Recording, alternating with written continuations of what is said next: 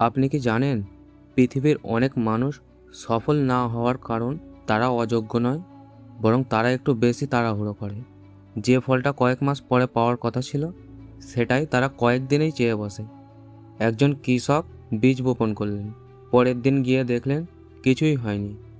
আরও 3 দিন অপেক্ষা করলেন, তবুও কিছুই হলো না। অবশেষে তিনি ভাবলেন এই বীজ তো নষ্ট।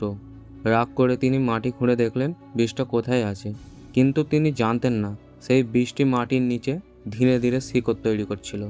তিনি নিজের হাতে তার ভবিষ্যৎ নষ্ট করে ফেললেন। আমাদের জীবনে ঠিক এমনই।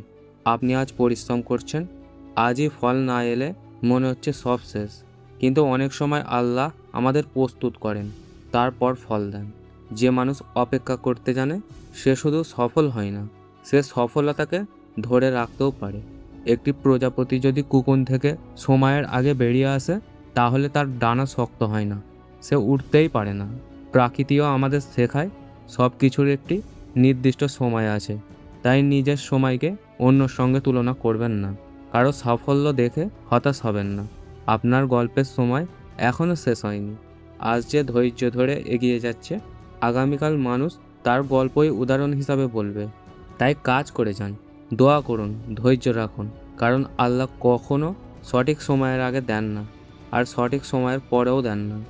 শেষ কথা, যদি এই কথাগুলো আপনার হৃদয়ে ছুঁয়ে যায় তাহলে ভিডিওটি একটি লাইক দিন এবং আহাদ স্টুডিওকে সাবস্ক্রাইব করুন।